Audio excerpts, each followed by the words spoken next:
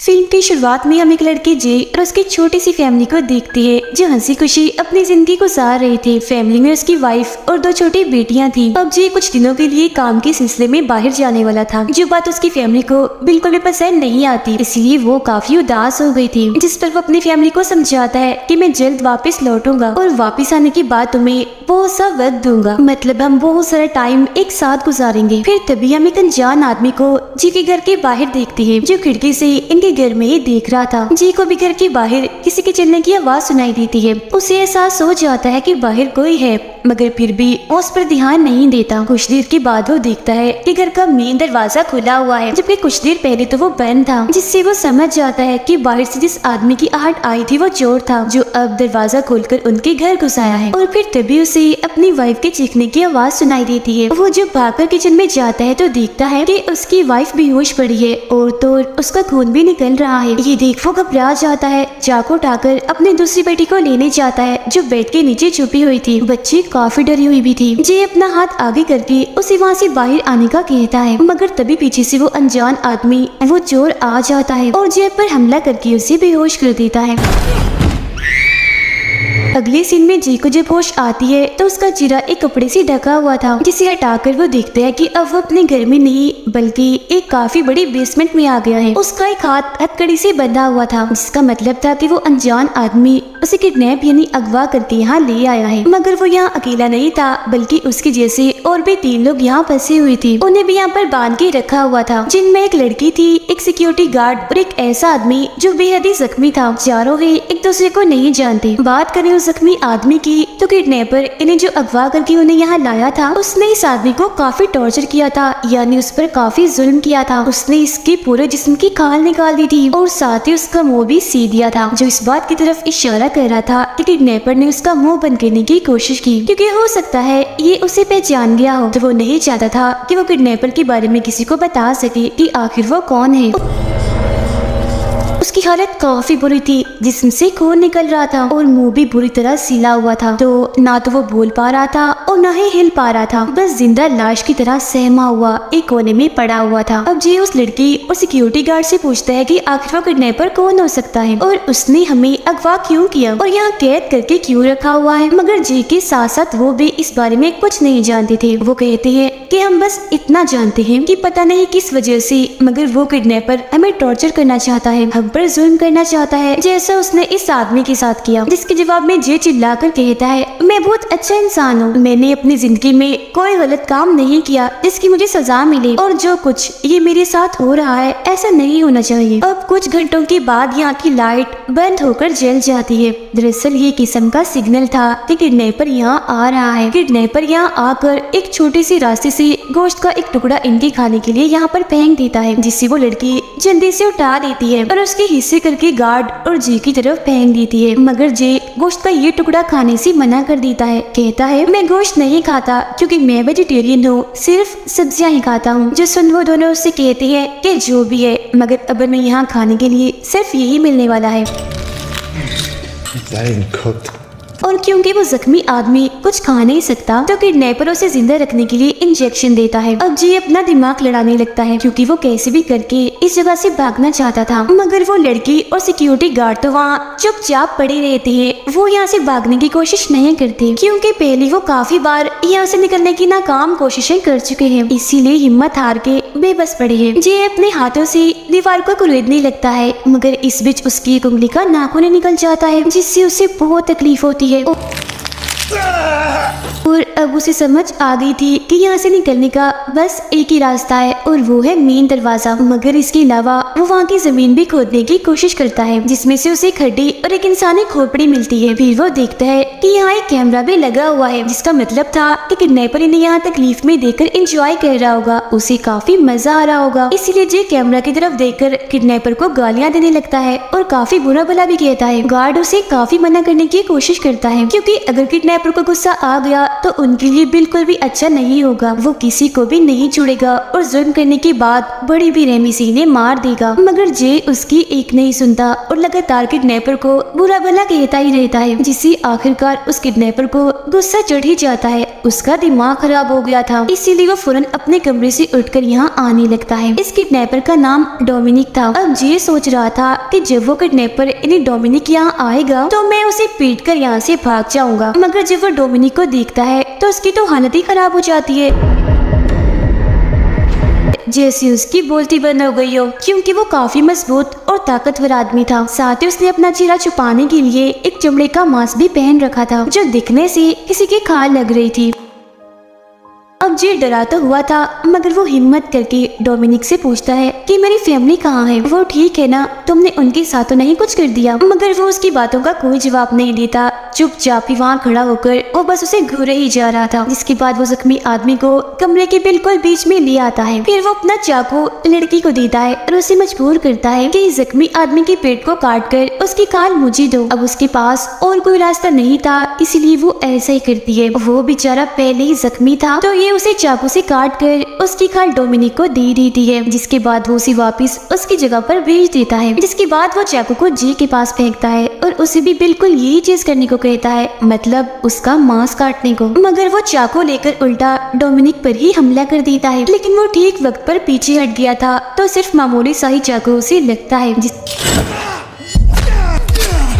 इसका मतलब था कि जे अपने इस हमले में नाकामयाब हो गया था और अब उसकी खैर नहीं थी। डोमिनिक फिर अपनी कोहनी से उस पर हमला कर देता है। अब जे की इस हरकत पर वो उस लड़की को सजा देने वाला था, इसीलिए वो खुद उस लड़की का मुंह पकड़ता है और गार्ड को बुलाकर उसके मुंह में एक पाइप डालने को कहता है। फिर पाइप के जरिए उसके मुंह में जिंदा कीड़ा जिस पर ब्लेड लगी हुई थी डालकर उसका मुंह बंद कर देता है। वो कीड़ा लड़की के गले में अटक गया था, जिससे उसे काफी तकलीफ हो रही थी और सांस लेने में भी मसला हो रहा था। मगर फिर कुछ देर के बाद उसके मुंह से खून निकलने लगता है, जिसमें वो कीड़ा भी बाहर आ गया था। जी उस कीड़े को कुचल कर ब्लेड अपने पास रख लेता है और फिर उससे अपनी रस्सी को काटने की कोशिश करता है। गार्ड उसे अभी भी मना करने की कोशिश करता है कि वो ऐसा ना करे, वरना अगली बार उन्हें और भी बदतर सजा मिलेगी। मगर जे उसकी एक नहीं सुनता और अपने हाथ की रस्सी को वो पूरा ही काट लेता है। फिर जब डोमिनिक इधर आता है तो जे उसे धक्का देकर इस कमरे से बाहर निकल जाता है। लेकिन बदकिस्मती से इस घर से बाहर जाने के सारे दरवाजे मजबूती से बंद किए हुई थी, इसीलिए वो यहाँ से तो भाग नहीं पाएगा। फिर वो एक एसी वेंट में चढ़कर रेंगने लगता है। वो जगह काफी तंग और छोटी थी तो उसके वजन से वो टूट जाती है और जे सीधा जाके नीचे गिरता है और फौरन ही बेहोश हो गया था। जब उसे होश आती है तो वो दोबारा से खुद को उसी जगह पर पाता है जहाँ वो पहले बंधा हुआ था। मगर इस बार डोमिनिक ने उसके हाथ एक काफी मजबूत जंजीर से बांध दिए थे। जिसके बाद डोमिनिक दोबारा से अंदर आता है जी को उसकी की सजा देने के लिए। वो गार्ड को चाबी देकर उसके हथकड़ी खोलता है, जिसके बाद उसे एक हथौड़ा और 2 कील्स भी देता है। वो उसे समझाता है कि इन दोनों कीलों को जी के हाथों में ठोक दो ताकि वो यहाँ से निकल ना पाए। तब गार्ड ऐसे ही करता है, वो हथौड़े से जे के दोनों हाथों पर कील लगा देता है और क्योंकि ये चीज काफी भयानक और दर्दनाक थी तो जे तो वहीं पर ही बेहोश हो जाता है। फिर जब उसे होश आती है तो वो देखता है कि मेरे दोनों हाथ दीवार से टुके हुए हैं कील्स के जरिए। जाहिर है ऐसा होने से भी उसे बहुत दर्द हो रही थी, मगर फिर वो मजीद दर्द बर्दाश्त करते हुए कैसे भी करके अपने हाथों को कीलों से आजाद कर लेता है। ये काफी तकलीफ दे सीन था, मगर वो चैन की सांस लेता है। फिर थोड़ी देर के बाद वो उन लोगों से कहता है कि जरूर हम चारों का इस किडनैपर डोमिनिक के साथ कोई लेना देना है, इसीलिए तो वो हमें इतना टॉर्चर कर रहा है। जुल्म की सारी हदें उसने पार कर दी है। मगर उन दोनों को तो इस बारे में कुछ भी याद नहीं आ रहा था कि हमारा इससे क्या वास्ता हो सकता है और हमने इसका क्या बिगाड़ा। उनकी ये बातें सुनकर वो जख्मी आदमी कुछ बोलने की कोशिश करता है। ऐसा लग रहा था जैसे वो उन्हें कुछ बताना चाह रहा हो। फिर वो अपनी उंगली से रेत पर एक निशान बनाता है, जिसके बाद वो बड़ी तकलीफ सहकर अपने मुंह के टांगे तोड़ देता है, अपना मुंह चीर कर, और बस एक ही लफ्ज वो बोलता है, हॉर्स शू। ये दरअसल लोहे की एक ऐसी चीज होती है जो घोड़े के पैर में लगाई जाती है। अब क्योंकि वो पहले इतना जख्मी था तो अब भी इतना दर्द सहने की वजह से उसकी मौत हो जाती है। अब ये एक लफ्ज हॉर्स शू सुनकर जी एकदम चौंक गया था, क्योंकि वो समझ चुका था कि हमारा आपस में और इस किडनैपर के साथ क्या ताल्लुक है।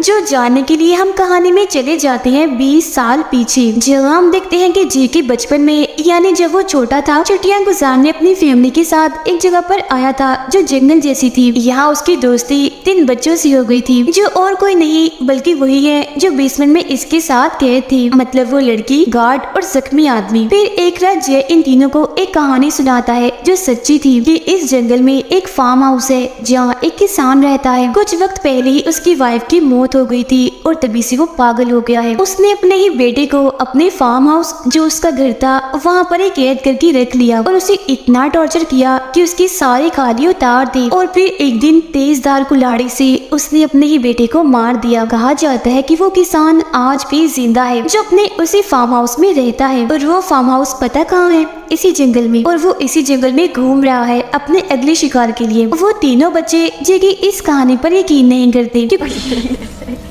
कि उन्हें ये बस मन घड़त लगती है। और फिर तभी एक बच्चा इन्हें डोमिनिक इनके पास आता है। जी हाँ, बिल्कुल ये वही बच्चा था जो बड़ा होकर वो किडनैपर बना। वो इन्हें बताता है कि मैं भी अपनी फैमिली के साथ यहाँ छुट्टियाँ गुजारने आया हूँ और आप चारों से दोस्ती करना चाहता हूँ। मगर ये लोग उसे दोस्ती तो नहीं करती बल्कि उसे परेशान करके मजे लेने का सोचते हैं। वो उसे कहती है कि अगर तुम हमारे ग्रुप में शामिल होना चाहते हो तो तुम्हें कुछ डियर्स को पूरा करना होगा, मतलब जो हम तुम्हें करने को कहेंगे वो तुम्हें करना ही होगा। जो सुनकर डोमिनिक इसके लिए मान जाता है। सबसे पहले वो लड़की यानी जे की दोस्त डोमिनिक को एक कीड़ा अपने मुंह में रखने के लिए बोलती है, जिसके बाद जे का दूसरा दोस्त जो मौजूदा वक्त में गार्ड है उसके मुंह पर हाथ रख देता है, जिससे वो कीड़ा डोमिनिक को निगलना पड़ता है। इसके बाद वो लड़की एक मकड़ी को डोमिनिक के सर पर छोड़ देती है, तब वो मकड़ी उसके चेहरे पर रेंगती हुई कान में घुसकर उसे काट लेती है, जिससे उस बेचारे को इतनी दर्द होती है कि वो चिल्लाते हुए वहाँ से भागने लगता है। मगर ये चारों अभी भी उसका पीछा नहीं छोड़ते और उसे पकड़ लेते हैं, जिसके बाद उसे जमीन से बांध दिया जाता है। अब जे का दूसरा दोस्त अपनी बोतल से बहुत सारे कीड़े निकालकर उसके मुंह पर छूट देता है। वो बेचारा अपनी मदद करने के लिए कुछ कर भी नहीं सकता था, और ये लोग भी इतने बुरे होते हैं कि उसे अकेला ही ऐसे छोड़कर यहाँ से चले जाते हैं। मगर जाते जाते वो उसे एक चेतावनी देकर जाते हैं कि ख्याल रखना कहीं कोई कीड़ा तुम्हारी आँख में न घुस जाए, वरना वो तुम्हारा दिमाग खा जाएगा। वो एक किस्म का उसका मजाक बना रहे थे, उसकी बेबसी पर हंस रहे थे। फिर अगले दिन जब डोमिनिक वापस आता है तो उसके माँ बाप लड़ रहे थे, तब वो तंग आकर वैन से निकलकर बाहर आता है और वही एक जगह पर बैठ जाता है। तभी इधर वो लड़की इन्हें जे की दोस्त भी आती है और उसके साथ आकर बैठ जाती है। वो देखती है कि डोमिनिक के हाथ पर एक निशान है जो और कोई नहीं बल्कि हॉर्स शो का था, जो डोमिनिक ने खुद ही बनाया था उस वक्त जब उसके माँ बाप ने उसका पसंदीदा घोड़ा बेच दिया था। जिसके बाद जे की दोस्त उसे अपनी बातों में फंसाकर उसे पुराने फार्म हाउस के पास ले आती है जहाँ वो पागल किसान रहता था, यानी जिसकी कहानी जे सुना रहा था। अब तभी इधर उस लड़की के बाकी दोस्त भी आ जाते हैं और डोमिनिक से कहती हैं कि तुम हमें इस फार्म हाउस के अंदर जाके दिखाओ, अगर तुमने ऐसा कर लिया तो फौरन हम तुम्हें अपने ग्रुप में शामिल कर लेंगे। अब जैसे डोमिनिक उस फार्म हाउस में जाता है तो वो चारों उसे वहीं छोड़कर भाग जाते हैं। जाते जाते वो लोग ये देख चुके थे कि फार्म हाउस में कोई था जो जरूर वो पागल किसान हो सकता है, और वो अब डोमिनिक को पकड़ लेता है। अब उसके बाद ये चारों दोस्त अपने अपने घर चले गए थे, फिर ये दोबारा कभी नहीं मिले और आज इधर आकर इनका आमना सामना हुआ, जब भी तो वह दूसरे को पहचान नहीं पाए। और बात करें उस बच्चे डोमिनिक की, वो भी लापता हो गया था, वापस अपने घर कभी भी नहीं आया। और फिर जब पुलिस ने इनसे पूछताछ की तो इन्होंने तब भी उसकी मदद नहीं की, ना ही पुलिस को डोमिनिक और ना ही उस फार्म हाउस और किसान के बारे में बताया। फिर इसके बाद दिखाया जाता है कि वो पागल किसान सच में उस फार्म हाउस में रहता था। उसने डोमिनिक को वही अपने पास रख लिया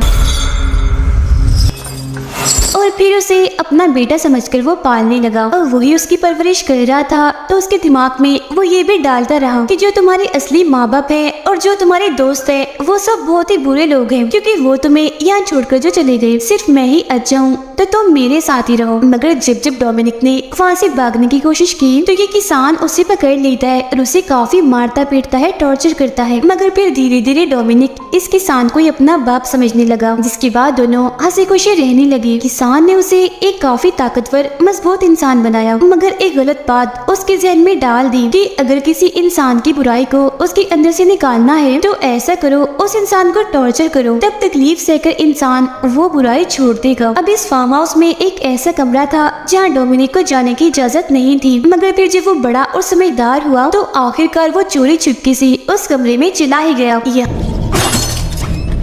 हाँ कर उसे पता चला कि इस किसान का दिमागी तवाज़ुन ठीक नहीं है, ये पागल है और पागलपन की वजह से इसने अपने ही बेटे को मार दिया। मतलब जय ने जो बात बताई थी वो सच थी। इसके अलावा उसे एक हैरान करने वाली बात ये भी पता चलती है कि इस पागल इंसान ने डोमिनिक के माँ बाप की वैन में भी आग लगा दी थी, जिसमें जलकर दोनों ही मारे गए। उसने ऐसा इसलिए किया था ताकि डोमिनिक हमेशा उसके साथ रहे और कोई उसे ढूंढने न आ सके। ये सब जानकर उसे काफी बुरा लगता है, साथ ही इस पागल किसान पर उसे गुस्सा भी आ रहा था। मगर तभी इधर वो किसान भी आ जाता है और डोमिनिक को इस कमरे में देखकर उसे काफी गुस्सा आ गया था, इसीलिए वो उसे काफी मारता पीटता है, क्योंकि वो समझ गया था कि क्योंकि डोमिनिक सारी सच्चाई जान चुका है तो अब की बात कभी भी वो मुझे अपना डैड नहीं समझेगा। तो इसीलिए वो उसे रस्सी से बांधकर उबलते हुए पानी में डुबोकर मारने की कोशिश करता है। लेकिन उसकी किस्मत अच्छी थी, वो जैसे तैसे करके वहाँ से निकल कर रस्सी से आजाद हो जाता है और किसान को ही बेहोश कर देता है।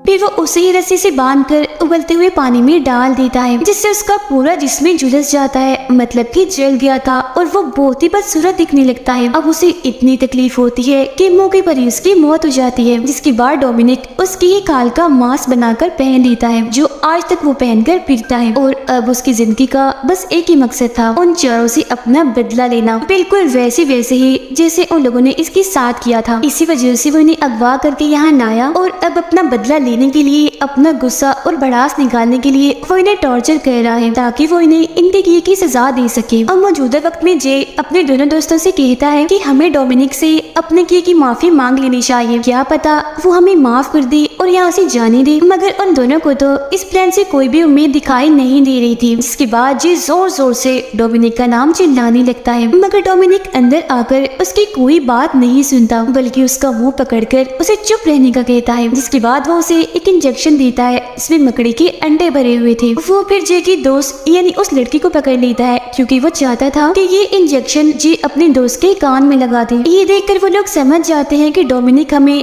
बिल्कुल वैसे टॉर्चर कर रहा है जैसे 20 साल पहले इन लोगों ने उसे किया था। फिर अब कुछ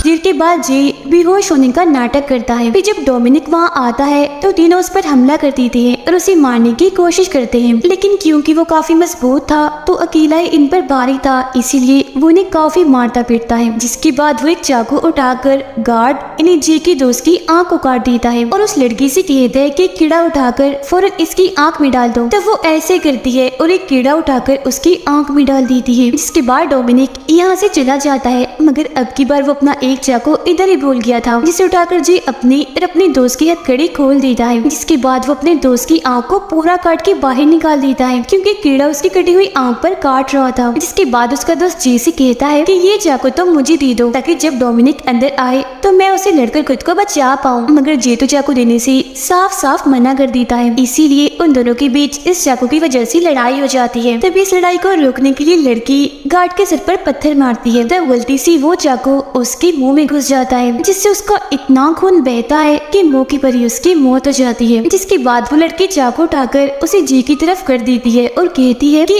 इस सब में डोमिनिक का नहीं बल्कि हमारा ही कसूर है, क्योंकि हम लोग ही उसे उस फार्म हाउस में छोड़कर आए थे, जहाँ उसके किसान ने उसकी परवरिश करके उसे इतना जालिम बना दिया, और हमने तो उसकी मदद भी नहीं की थी, पुलिस को भी उसके बारे में कुछ नहीं बताया था। मगर तभी इधर डोमिनिक आकर लड़की को पकड़ लेता है और फौरन उससे अपना चाकू भी छीन लेता है। अब यहाँ जी भी उसे अपने किए की माफी मांगता है कि प्लीज तुम हमें माफ कर दो और यहाँ से जाने दो। हम जानते हैं कि हमने बचपन में तुम्हारे साथ बहुत गलत किया, जिसके लिए हम शर्मिंदा हैं। अब डोमिनिक भी उसकी इन बातों में आ ही जाता है, जिसका फायदा उठाकर जी पहले उसका मांस कटाता है और फिर उसके हाथ से चाकू भी ले लेता है। लेकिन इसके बावजूद भी डोमिनिक नहीं रुकता, अभी भी वो लड़की का गला घोटकर उसे मारने की कोशिश करता है, क्योंकि सबसे ज्यादा इसने उसे परेशान किया था बचपन में। तब ये देखकर जी चाकू से उस पर वार करने की कोशिश करता है, मगर जैसे डोमिनिक मुड़ता है तो आगे तो लड़की थी, इसीलिए चाकू उसके अंदर ही घुस जाता है। जिसके बाद उसके मुंह से ढेर सारी मकड़ियां भी निकलती हैं, जो उन्हीं अंडों की थी जिसका इंजेक्शन उसके कान में लगाया था। अब डोमिनिक उस चाकू से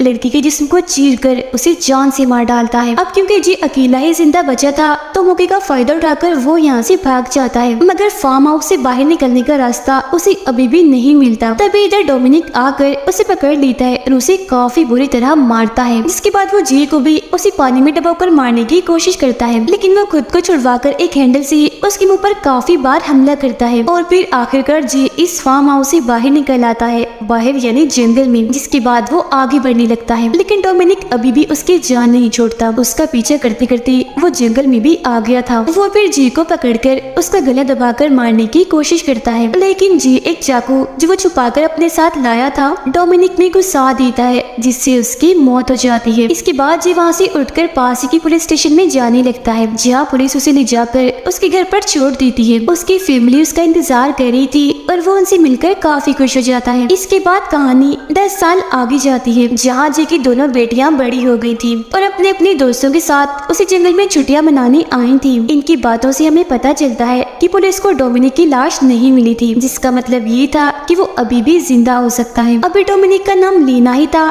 तभी अचानक पीछे से आकर वो इन पर हमला कर देता है, जिससे ये बात कंफर्म हो जाती है कि वो मरा नहीं था बल्कि वो जिंदा था। उसने मास्क भी पहना हुआ था और अब वो पहले से भी ज्यादा ताकतवर था और अब न जाने वो कितने और लोगों को मौत की घाट उतारेगा। वो सिर्फ उन्हीं लोगों को मारेगा जिन्होंने कभी उसके साथ गलत किया या जो अच्छे नहीं होते। और इसी के साथ ये फिल्म इधर ही खत्म हो जाती है।